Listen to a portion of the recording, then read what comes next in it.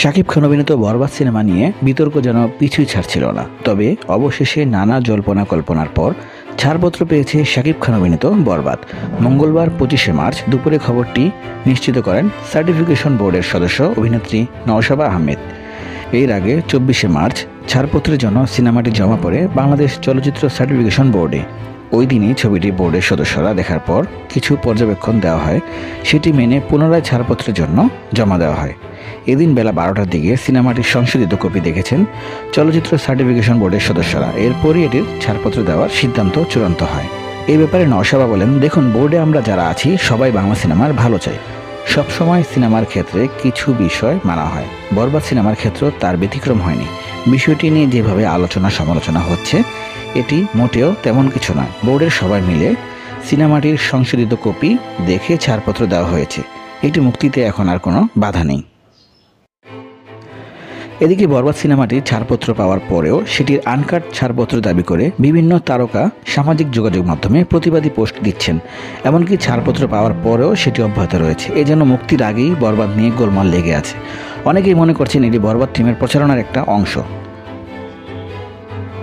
এদিকে ছবিটির যেন কোনো অংশ কাটা না হয় সেজন্য মাঠে নেমে পড়েছেন তারকা থেকে ভক্তকুল।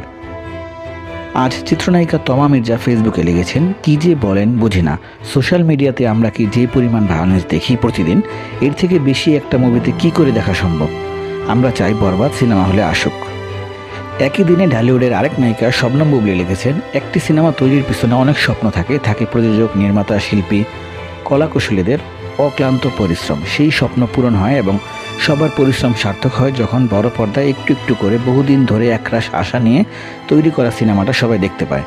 আমরা ঈদে জঙ্গলের পাশাপাশি বরবাদ, দাগি, জিন, ত্রিচক্র সহ ঈদের মুক্তি প্রতীক্ষিত সকল সিনেমা দেখতে চাই।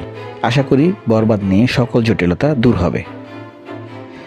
এর আগে সিয়াম আহমেদ এ বিষয়ে পোস্ট দিয়ে লিখেছেন, একজন অভিনেতা হিসেবে আমি জানি এক একটা সিনেমার পিছনে কত মানুষের স্বপ্ন লুকানো থাকে। আমাদের মৃতপ্রায় ইন্ডাস্ট্রিতে আমরা চেষ্টা করছি যে যার জায়গা থেকে কন্ট্রিবিউট করার, কিন্তু এসবের মাঝে যদি সিনেমাকে আটকে দেওয়ার গুঞ্জন আসে তাহলে খুব হতাশ লাগে, তীব্র রাগ হয়। একটা সিনেমা আটকে দেওয়া মানে কতগুলো স্বপ্নকে দাফন করে দেয়া। বরবাদ আমি সিনেমা হলেই দেখতে চাই।